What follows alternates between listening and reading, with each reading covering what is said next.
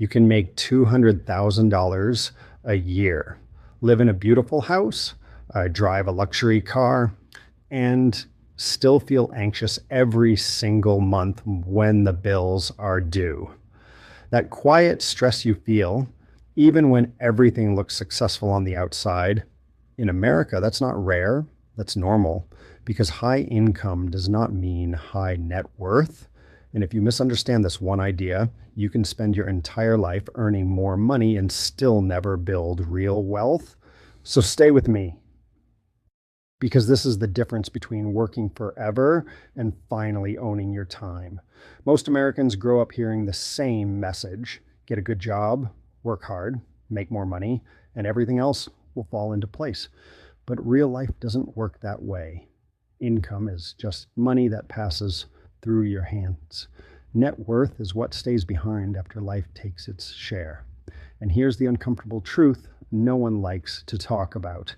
In America, income is loud, but net worth is quiet. You can see income. You can't always see net worth. That's why so many people look rich but aren't. Income shows up every 2 weeks, then it disappears. Rent, car payments, insurance, subscriptions, lifestyle. Net worth works differently. It's slow, it's boring, it's invisible. You don't build net worth by how much you earn, you build it by how much you keep and how wisely you grow what's left. And this is where things quietly go wrong. As income goes up, lifestyle goes up with it, you get a raise. So you upgrade your apartment, you buy a nicer car, you start taking more expensive vacations. Nothing feels irresponsible. Everything feels earned. But month after month, you still feel stuck. This is a lifestyle inflation, and it's one of the biggest wealth killers in America.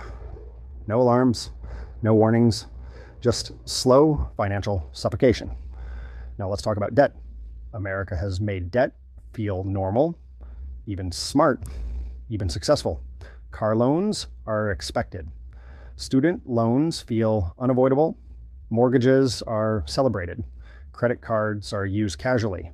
High income earners feel safe with debt because the payments seem manageable. But here's the trap: debt gives you access, not ownership. That car isn't really yours. That house isn't fully yours yet. Those expensive purchases don't increase your net worth, they subtract from it. Debt delays freedom. A lot of high earners aren't wealthy. They're just renting their lifestyle from the bank. Then there are taxes. In the United States, income from a paycheck is taxed aggressively. The harder you work for money, the more of it disappears. But wealthier Americans don't rely only on income. They rely on assets. Assets grow quietly, they compound over time, and they're often taxed more favorably. If all your money comes from a salary, you're playing the most expensive version of the game, and most people don't even realize it. Then there's consumer culture. America is built on spending.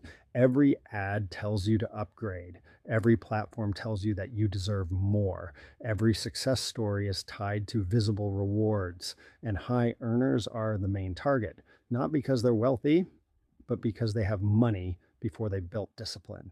If your money flows outward faster than it compounds inward, net worth never grows. You stay busy, you stay stressed, and you stay dependent on your next paycheck. Here's the part most people underestimate: net worth isn't built through excitement, it's built through boredom. Consistent investing, simple strategies, long timelines.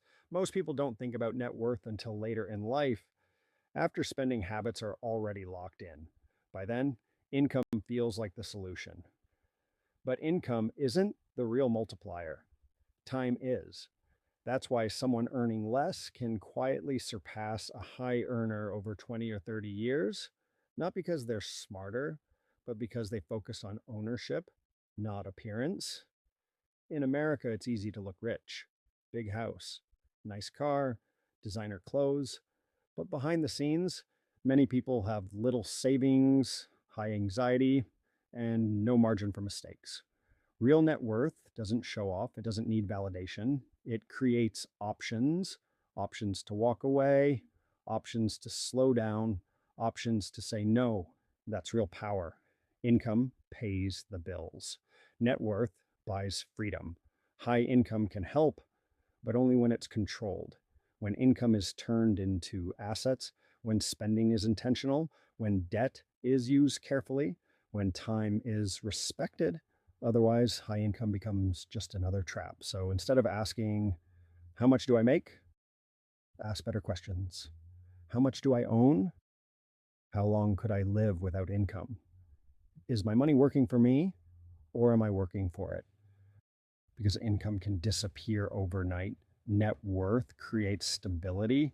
And once you understand that difference, you stop chasing raises, you stop chasing appearances, and you start building ownership. That's how wealth is actually built in America.